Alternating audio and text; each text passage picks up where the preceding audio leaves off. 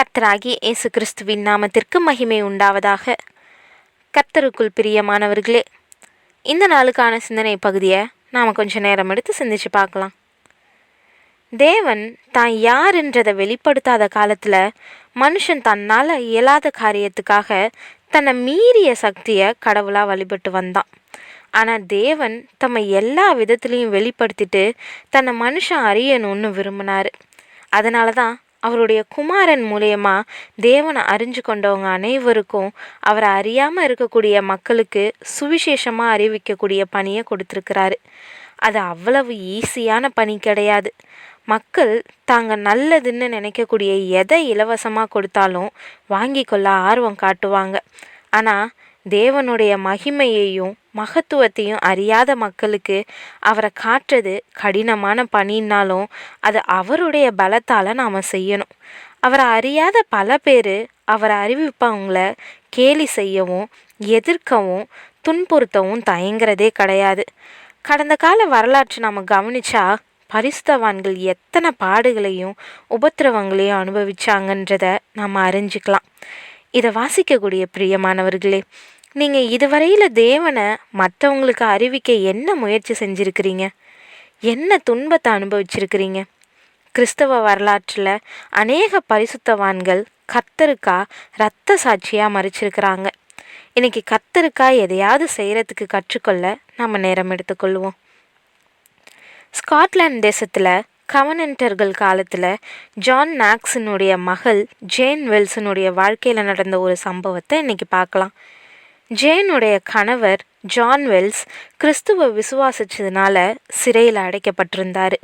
ஒரு சில முக்கிய சிறை அலுவலர்கள் ஜேன் கிட்ட வந்து, உன்னுடைய கணவர் இயேசுவை மறுதளிச்சா மட்டுமே விடுவிக்கப்படுவார், இல்லைன்னா என்ன நடக்கும்ன்றது உனக்கே நல்லா தெரியும்னு கர்ச்சிக்கிற குரலில் சொன்னப்போ ஜேன் தன்னுடைய கண்களை அகல விரிச்சபடி அணிஞ்சிருந்த சால்வையை விரித்து பிடிச்சு, அரசு அதிகாரிகளே, நான் அவரை மறுதளிக்க சொல்கிறத விட அவருடைய தலையை இதில் பிடிச்சிக்குவேன்னு சொன்னான். அதிர்ந்து போன அதிகாரிங்க, இவ ஒரு மதவெறி பிடிச்சவ, அன்பற்றவன்னு சொல்லிட்டு போனாங்க. ஜேன் தேவனையே முதலாவதாக நேசிச்சா. தன்னுடைய கணவன் விசுவாசத்தினால சிறையில் அடைக்கப்பட்டதால் ரொம்பவே துன்புற்றா. ஆனால் கிறிஸ்துவனுடைய நாமத்துக்காக வைராக்கியமாக நின்னா. இன்றைக்கி நம்ம கிறிஸ்துவுக்காக வாழவும் அவருக்காக சாட்சி பகிரவும் லேசான எதிர்ப்பு உள்ள காலத்தில் தான் வாழ்ந்துக்கிட்டு இருக்கிறோம். கடுமையான சட்டம் நம்மளுடைய நாட்டில் இல்லை. நம்ம கர்த்தரை பற்றி சுதந்திரமாக பேசக்கூடிய நாட்டில் தான் இருக்கிறோம். இருந்தாலும் அநேக நேரங்களில் ஆண்டவரை நாம் மறுதளிக்கிறவங்களாவே காணப்படுறோம். உலகத்துக்கு ஒத்த வேஷம் தெரிச்சவங்களாவே வாழ்கிறோம்.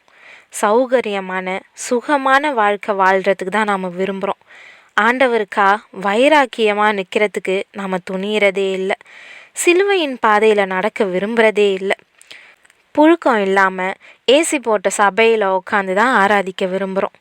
ஆதி திருச்சபையினுடைய சரித்திரத்தை நாம் அறியவே இல்லை. இரத்த சாட்சிகளினுடைய ரத்தம் தான் சபையோடைய வித்தாகும். அநேகருடைய இரத்தத்தின் மேல் தான் சபை கட்டப்பட்டு இருக்குது. தென்றல் காட்டு நடுவில் வாழக்கூடிய நாம் புயல் வீசிய நாட்களில் வாழ்ந்த கிறிஸ்தவர்களை நினச்சி பார்க்கணும்.